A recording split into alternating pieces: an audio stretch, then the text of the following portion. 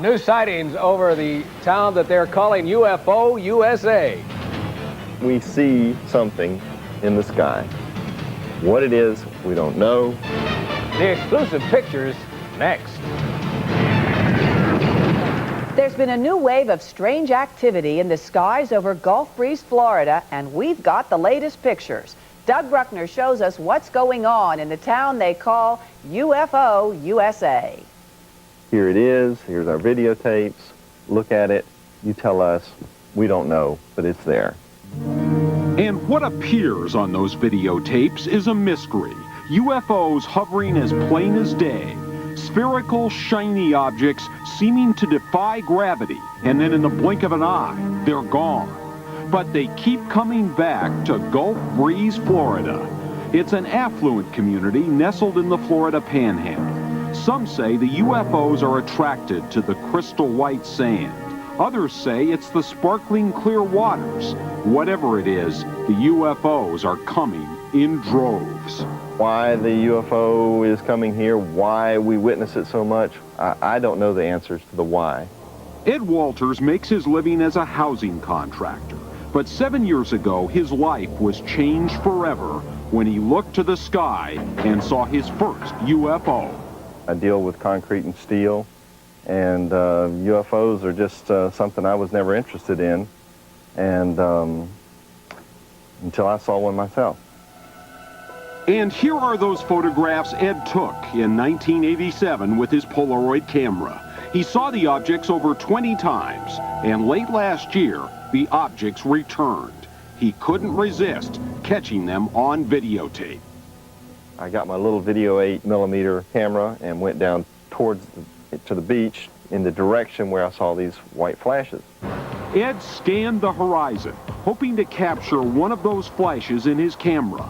But instead, he saw the source of the mysterious strobes. Oh, geez, goodness gracious. Over those dunes right there. A UFO hovering silently above the beach. There she is right there. Oh my God. I kind of felt a little insecure being out on the beach all by myself. And then the UFO disappeared into thin air. Wouldn't you know it? It interacts with the boat, with the person walking. These are the kind of things that you look for in a video. Bland Pugh is a field investigator for the Mutual UFO Network. He's spent years investigating thousands of sightings over Gulf Breeze, and he says that Ed Walters' footage remains completely unexplainable.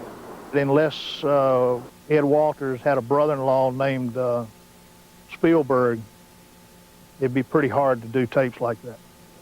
Bland Pugh is investigating other videos from Gulf Breeze. They have an uncanny similarity to Ed Walters' silent hovering spheres. One such video, shot by a man named Martin Allen, was of special interest. He set a video camera up and left it unattended and caught the UFO as it streaked across the screen in approximately 1 second.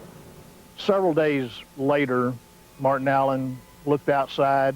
He saw this UFO hovering out over the beach. The UFO seems to accelerate from a dead hover to blinding speed in nothing flat. It accelerated from 0 to over 2,000 miles an hour before it exited off of the screen. Another UFO video that was submitted to the Mutual UFO Network appeared to have that same acceleration, but the picture is even clearer. Again, the object hovers without a sound and appears to be a solid reflective sphere. Then, without so much as a shudder, the object streaks out of frame. 3 similar images caught within the viewfinders of 3 separate videographers. Could it be a collective hoax? The experts say no. But the question remains, why are these objects appearing over Gulf Breeze? Why Gulf Breeze? I don't know. That's a $64,000 question. UFO investigators have conducted painstaking tests on the videos you've just seen. They say they can find nothing to indicate these images were fake. Gulf Breeze, Florida, just 2 miles long and half a mile wide. a tiny coastal town situated on the shores of Florida's Panhandle, a town that seems to have been selected by visitors, but not just any tourists. It is an intense area for UFO activity. There's no doubt about that. They are interested in us helping the world become aware. The matter was going down, or the craft was going straight up. Gulf Breeze has become a center for UFO activity. Residents are determined to find out why. In the last 12 months, they've documented 122 unexplained sightings, an average of 1 every 3 days. Last week, we sent our producer, Lila McMurray, and a crew to investigate the UFO phenomenon in Gulf Breeze, Florida. And in the evening on 2 consecutive days, they saw what can legitimately be described as unidentified flying objects. On the sands overlooking the Gulf of Mexico, our crew videotaped these incredible pictures. Wide! Look, they're nice! Wide!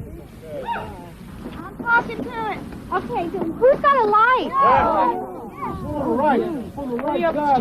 We were looking over the water up in the sky, and all of a sudden, out of nowhere, this red light appeared. I was kind of shocked by it because I didn't see it coming from the ground, or I didn't see it coming up, down, anywhere. It just appeared. And someone handed me binoculars, and when I looked through the binoculars, I could see a ring of 6 red lights. Our crew is not the only objective observer tantalized by UFOs at Gulf Breeze. Art Hufford is a chemical engineer, a scientist with a professional bias towards hard facts. His sighting led him to join and later become president of the Pensacola Mutual UFO Network. Called MUFON, it is a non-profit organization dedicated to scientific research of UFOs. Look! My interest in UFOs began in November of 1987 as a result of my wife and I having a sighting late one afternoon.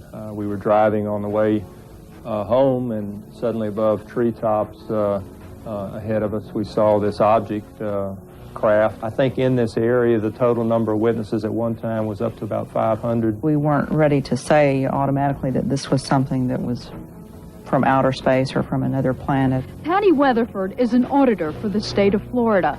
She became interested in UFOs after what she claims was a bizarre experience. I remembered waking up, or semi-waking up, and the room, my bedroom, was just filled with light. It was just brilliant white light. People need to just start opening their minds a little bit. Those who have opened their minds to the subject of UFOs include Richard Nixon, Jimmy Carter, former astronaut Gordon Cooper, and any number of aviators and scientists, credible people seeking documented answers, just as in Gulf Breeze. I've had enough sightings now that have indicated to me there is definitely an object there. We're not just seeing a light fly in the sky. Most Gulf Breeze sightings occur at night, and many locals spend their evenings searching the night sky for evidence of UFOs. And the evidence they have found is mounting. These home videos record 6 separate UFO sightings. Watching them would give even the firmest skeptic time to pause. Oh, look, it's brighter! The one on the right is going down a little bit, and the one on the left is coming up.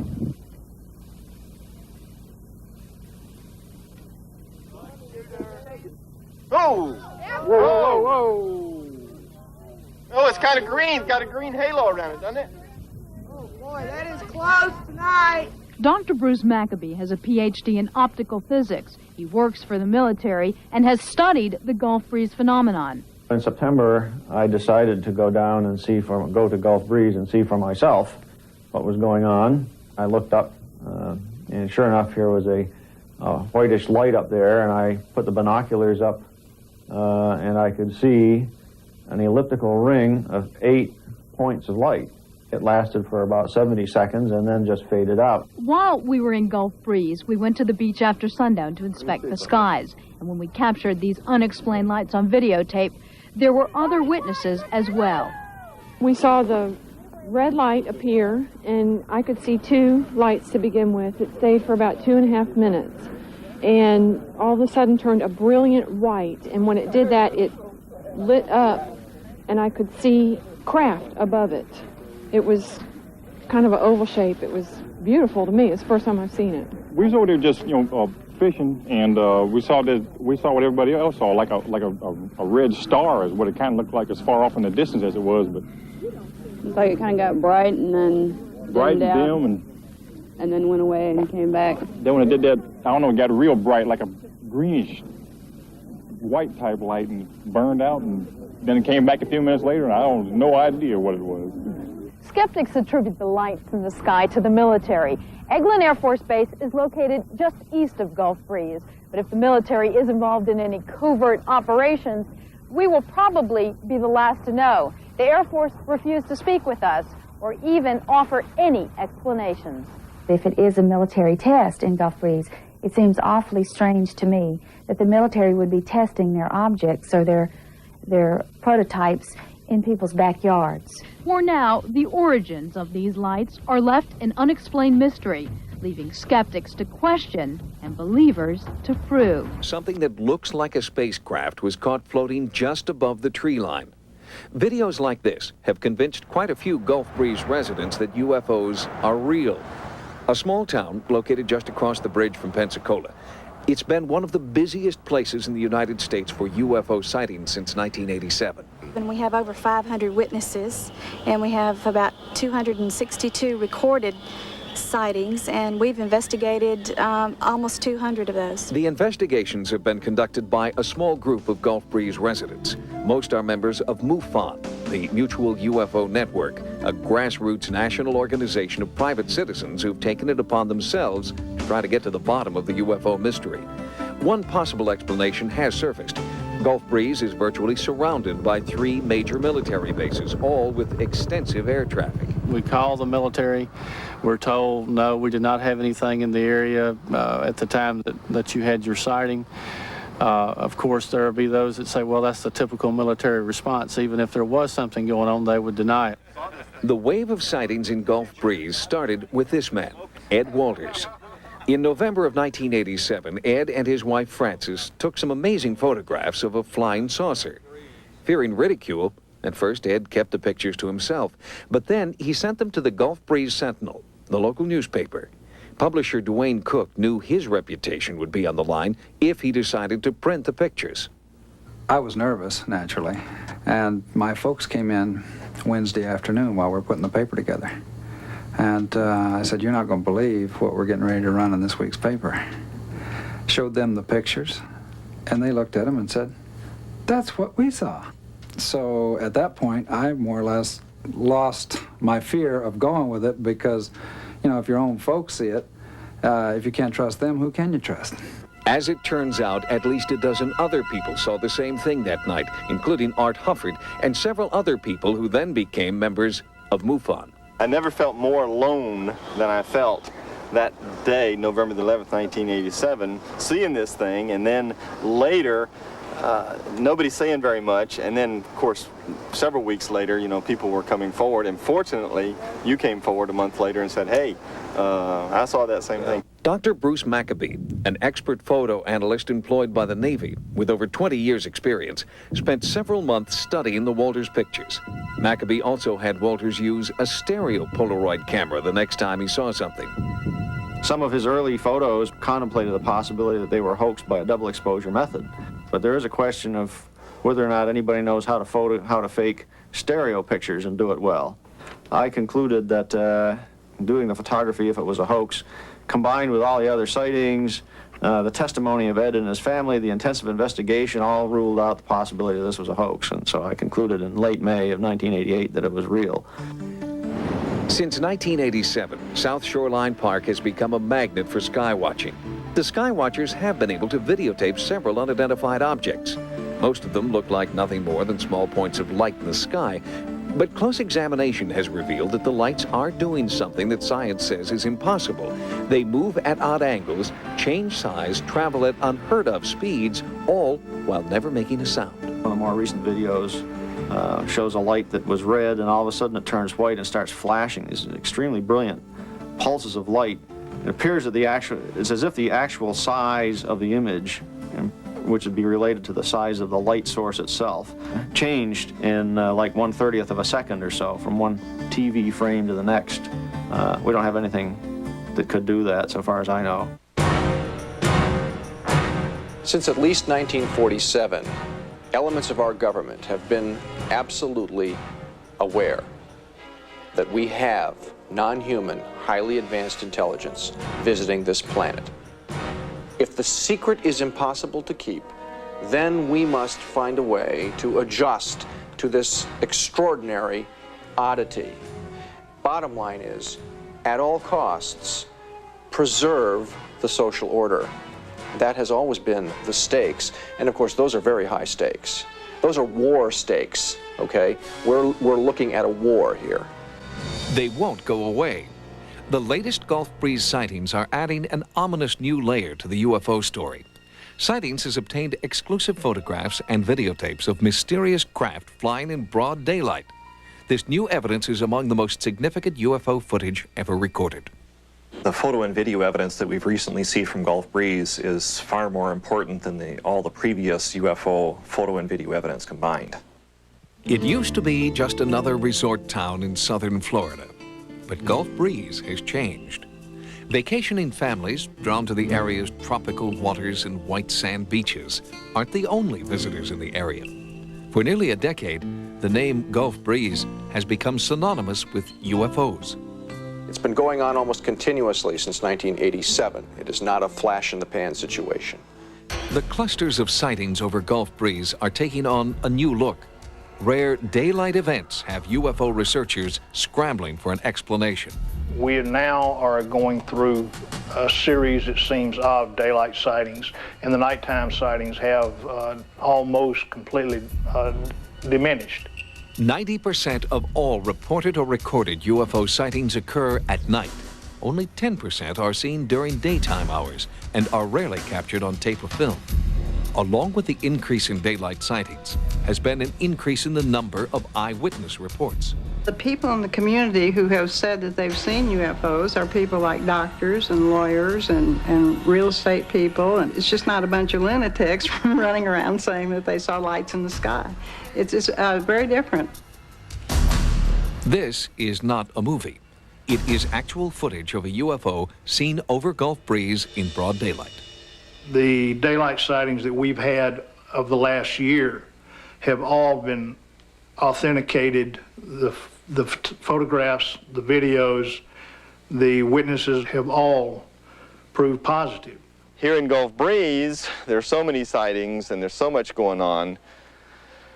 Either you have to go on with your life or you let it just drive you crazy. And so I've just chose to go on with my life. On November 28, 1993, Ed Walters, a successful local contractor, saw bright flashes of light in the afternoon sky. He grabbed his home video camera and drove toward the lights.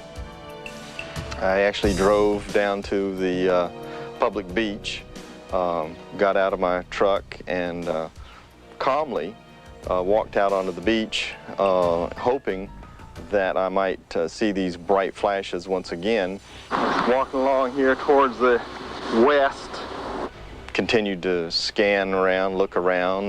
Panning around here. 360, there's the sand dunes, that's the north. Oh, jeez, goodness gracious.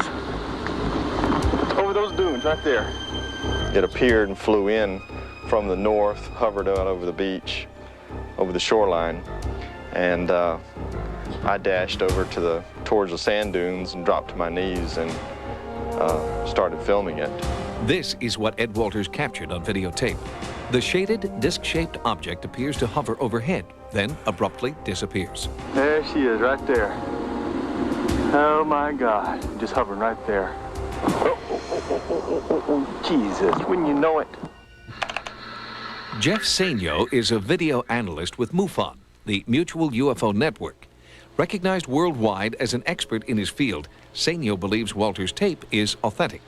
Notice particularly when he sees the object, how the oscilloscope shows that the camera was indeed bounced around. Goodness gracious. You'll see a lot of video disturbance there, which is typical of a raw video of a camera that's been bounced around. That eliminates editing as a possibility for creating this thing. There she is, right there. Ed Walters is no stranger to UFO documentation. He snapped the first Gulf Breeze UFO photograph in 1987. He also took this picture, which he believes is a near miss between a UFO and a fighter jet. And the jet was continuing on and passed right, looked to me like it was headed right at the UFO. Ed Walters has come under fire from skeptics who do not believe that one man could have seen and documented so many significant UFO events. But Walters is not bothered by charges that he is a sophisticated hoaxer. There are some people who just absolutely will not consider the evidence. They will kill the messenger. Judge me if you will, but the fact is I've videotaped and saw a UFO. With enough time, money, luck, and skill, anything can be faked. But unless Ed Walters has Steven Spielberg as a brother-in-law to fake this video, 2 different types of photographs, would be extremely difficult for an ordinary man to fake. Walters isn't the only one to document a daytime sighting. This footage was shot by a Gulf Breeze resident who chooses to remain anonymous. He gave the tape and his story to local reporter Bland Pugh. The UFO, as he observed it, came out of the southeast. It moved over his head at an incredibly fast speed and disappeared out to the northwest. This particular sighting in itself was a landmark sighting in that it actually showed the UFO disappearing or leaving, as it were. See it coming in here, it's very indistinct, appears to be moving relatively slowly. So here's a slowdown of the same video, object hovering there motionless and zips off instantaneously, barely make it out as it zips off to the right. The object was about 3 miles away on the left side, got up to about 2 miles away on the right side, was doing about 4,000 miles an hour.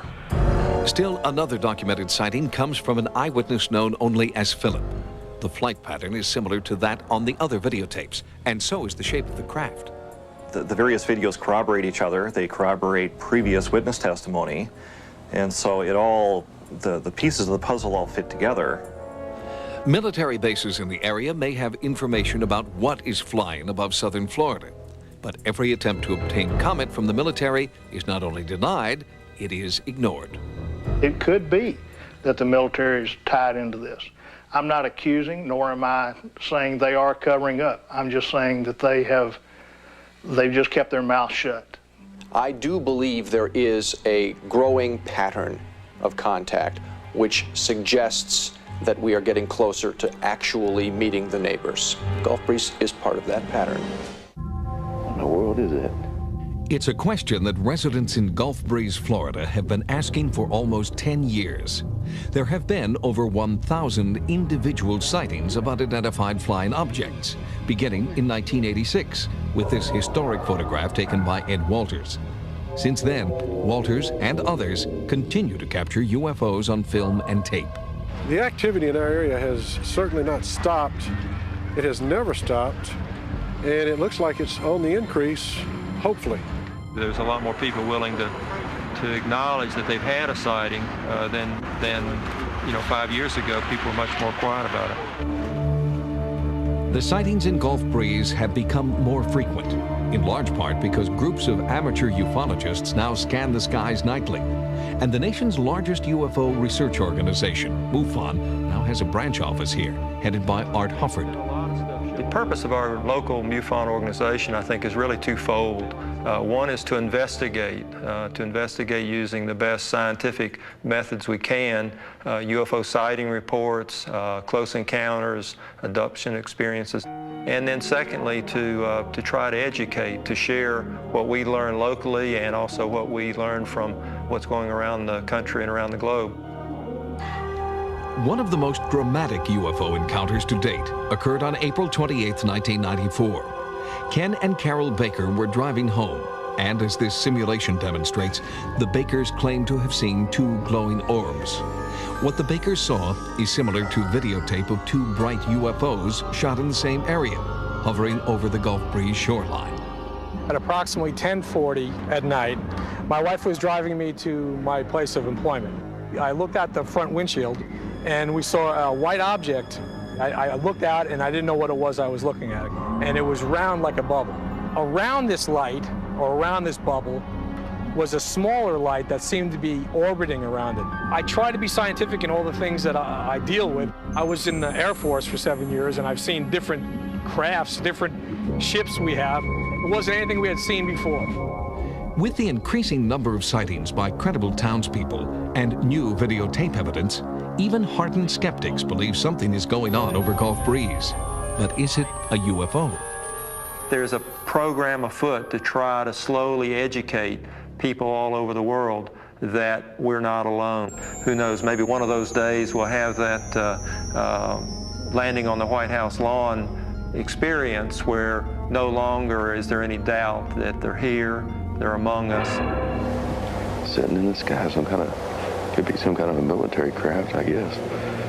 I doubt it though. I think it's some kind of an alien craft, if you ask me.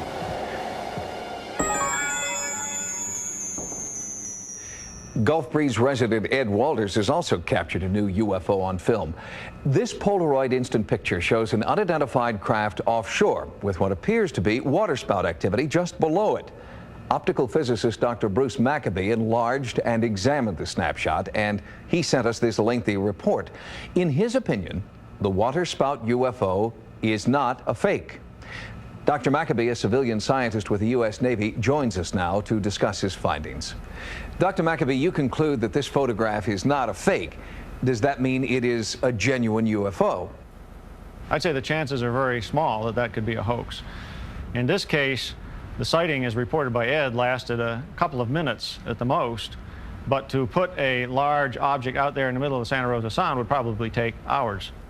Dr. Maccabee, Ed Walters has been a key figure in the photographs and in the logging of activity in Gulf Breeze. Is it likely that one individual would be more prone to see and experience UFOs than some other individual? Ed Walters certainly has been a focus of a lot of attention, but for about 2.5 years, starting in November 1990 and running through July 1992, a group of people I call the Gulf Breeze research team down there went out virtually every night, logged about 180 or so sighting events, a few of which Ed attended. But most of those sightings, the witnesses were people who lived in the area, people who are just traveling through the area, tourists, and so on. Dr. Maccabee, how do your professional colleagues react to your interest in UFOs and your willingness to go out on a limb to say that there's something here? So I should point out, by the way, I do work at a Navy laboratory. And I have found that virtually every government laboratory, and I presume most civilian laboratories around the country, have people who are interested in this subject, just as there are people in virtually, I guess, all walks of life who have a sincere interest in finding out what the truth is.